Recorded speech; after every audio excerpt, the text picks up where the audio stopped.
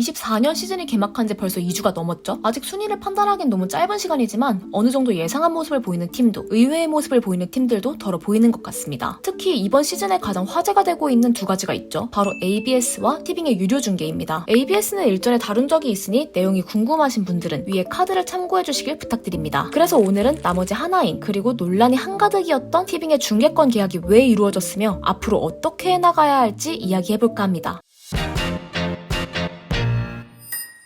우선 프로야구의 중계는 크게 TV와 뉴미디어 이렇게 두 가지로 나뉘죠. 그중 이번에 문제가 되고 있는 부분이 바로 뉴미디어 중계권입니다. 사실 KBO의 입장에서 이번 티빙과의 계약 자체는 굉장히 중요했습니다. 단적으로 중계권료만 보았을 때도 직전 5년간 맺은 계약은 중계권료가 연평균 220억이었던 반면에 이번 계약은 연평균 450억, 3년간 1450억이라는 국내 프로스포츠 사상 최대 잭팟을 터뜨리며 이전 중계권 계약과는 완전 다른 행보를 걷고 있죠. 사실 기존 계약의 경우 소비자 입장에서는 무료로 시청한다는 큰 이점이 있었습니다. 하지만 높은 중계권료는 리그의 파이를 키우고 산업적 발전을 이룰 수 있는 기반이 되기에 어찌 보면 KBO의 입장에서는 중계권료를 많이 베팅하는 회사와의 계약은 당연한 수순일지도 모르죠. 그리고 또 한 가지, 중계권료 중 일부는 각 구단에 일정하게 배분되게 되는데요. 이번 중계권료가 오르면서 자연스레 각 구단으로 가는 금액 역시 76억에서 99억으로 상승하게 됩니다. 구단 입장에서도 살림살이에 큰 도움이 된 거죠. 더 나아가 소비자의 입장에서도 기존 계약이 아쉬운 점이 있었는데요. 바로 2차 가공이 어려웠다는 점이죠. 2차 가공은 기존 팬들의 야구를 즐기는 또 하나의 방법으로 자리잡기도 했고 신규 팬 유입의 진입 장벽을 낮춰줄 수 있는 좋은 도구였지만 기존 계약 때는 오히려 2차 가공을 막는 규제가 더 강력해지고만 있어 많은 팬들이 아쉬워했습니다. 그렇기에 이번 계약에서는 2차 가공 허용에 대한 이야기가 나오며 큰 기대감을 심어주기도 했죠. 하지만 티빙과의 계약은 생각과는 꽤나 다른 방향으로 흘러가면서 KBO의 중계권료 상승을 통한 수익 증대라는 청사진에 금이 가기 시작했습니다.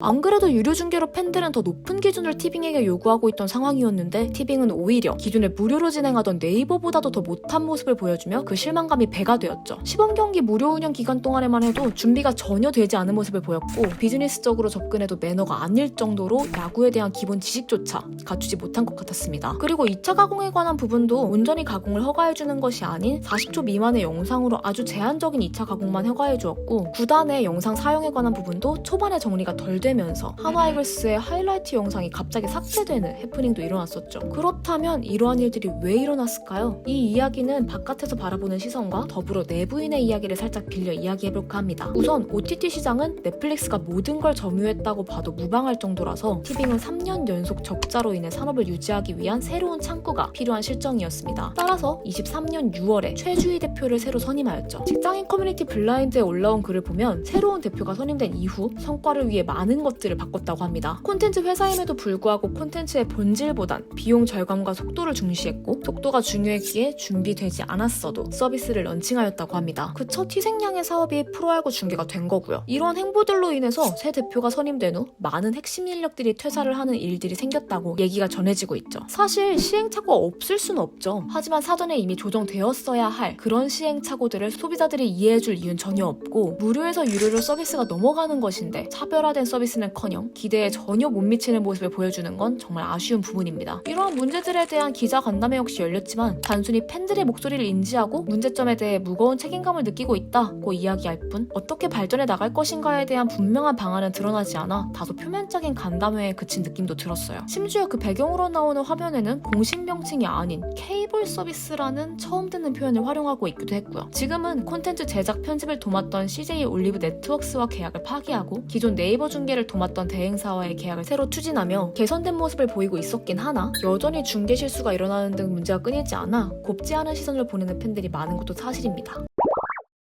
그렇다면 리그 차원에서는 좋은 시도를 했지만 좋지 못한 반응과 결과들이 난무하고 있는 현재 KBO와 티빙은 어떻게 헤쳐나가야 할까요? 다른 나라의 사례를 살펴보면 MLB, 외국 리그와 같이 자체 중계 플랫폼을 마련하는 그림들은 보기 좋습니다. 그 모습을 비즈니스 모델로 앞으로 이어나가면 좋겠죠. 하지만 이는 시장 규모의 차이로 아직은 국내에선 어렵지 않나 싶습니다. 그래서 꽤나 성공적인 행보를 보이고 있는 옆 동네 K리그와 쿠팡플레이의 사례를 좀 자세하게 살펴볼까 하는데요. K리그는 23년 KBO보다 1년 빠르게 OTT 플랫폼 독점 중계를 진행했어요. 초기에는 당연히 아쉬운 반응들이 많다 못해 대부분이었죠. 공짜로 틀어도 안 보는 리그를 누가 돈 주고 보냐? 라는 반응이 대다수였으나 K리그의 방향성과 쿠팡 플레이의 준비성, 축구에 대한 국민들의 관심 등이 합쳐져 23년 8월 월간 이용자 수가 634만이라는 기록과 더불어 K리그 유료 관중 집계 이후 첫 300만 관중 돌파라는 흥행도 이끌어냈죠. 하지만 여기에는 여러 요소들이 숨겨져 있습니다. 쿠팡 플레이와 K리그 양쪽 모두의 행보에서요. 우선 쿠팡 플레이는 중계 외에도 다양한 볼거리를 제공하였습니다. 쿠플픽이라는 쿠팡 플레이만의 프리뷰 쇼를 유명인 게스트와 함께 진행하기도 하고 K리그 대표 선수들을 선발해 세계적인 팀과 맞붙는 대결도 진행하였죠. 중계 측면에서도 K리그의 고질적인 문제였던 중계 카메라의 대수와 특수 촬영기기를 추가하여 생동감 있는 중계를 진행하였으며 축구팬 사이에서 사랑받는 유명한 중계진들을 대거 투입하기도 했습니다. 두 번째로 쿠팡 플레이는 이커머스 서비스를 제공하는 회사로 우리가 다 알고 있는 쿠팡과 쿠팡이츠를 운영 중입니다. 따라서 쿠팡 와우 멤버십만 가입하면 쿠팡 로켓 배송, 쿠팡이츠 할인, 쿠팡 플레이 이용권 등 여러 혜택을 누릴 수 있죠. 뿐만 아니라 앞서 말씀드린 쿠팡 플레이 시리즈를 티켓팅할 수 있는 장으로 쿠팡 플레이 플랫폼을 활용하기도 했고요. 반면에 티빙은 미디어에만 그 영역이 국한되어 있어 메리트가 떨어지는 느낌이 드는 게 사실이죠. 마지막으로 정말 중요한 부분인데요. 쿠팡 플레이뿐만 아니라 K리그도 같이 노력했다는 점입니다. 잠재 고객을 위해 크리에이터를 양성하기 시작한 것인데요. 사용권을 판매해 영상을 자유롭게 편집, 가공하여 선수 이야기, 전술 등과 같은 다양한 이야기를 여러 관점에서 2차 가공을 통해 팬들에게 자연스럽게 노출하며 동반 상승을 꾀했죠. 심지어 작년에는 K리그 시상식에서 크리에이터 시상까지 하며 리그의 성장에 콘텐츠가 얼마나 중요한지를 잘 느끼는 듯한 모습이기까지 했고 최근에는 서울 시리즈를 성사시키기도 했죠. 이런 노력들로 쿠팡 플레이는 스포츠의 진심이다 라는 이야기까지 들을 수 있었고요. 티빙 또한 쿠팡과 같이 다양한 시도를 하려 하긴 했습니다. 하지만 여러모로 쿠팡 플레이에 비해 굉장히 아쉬운 결과가 나왔는데요. 단적인 예시로 시즌 전에는 락커룸 촬영을 진행하겠다라며 포부를 밝혔던 티빙이었지만 실질적인 경기 환경을 전혀 고려하지 않은 계획이기도 했고 거기에다가 중계하기도 급급한 상황이 되다 보니 결국 서비스를 제공하지 않는다고 다시 밝히며 팬들에게 큰 실망감을 안겼죠. 사실 티빙은 그 근간 자체가 쿠팡 플레이와 다르기 때문에 1대1로 직접적인 비교를 할 수는 없긴 합니다. 하지만 유료 서비스를 진행하는 만큼 팬들이 그 값을 하는 서비스를 원한다는 것만큼은 명확합니다. 쿠팡 플레이가 잘하고 있는 부분이 바로 이 부분이고요. 티빙도 이제 정규 시즌 중계에 어느 정도 적응을 했을 시기가 되었으니 이러한 방향성에 대해 고민하고 결과를 보여줄 때가 된 것 아닐까요?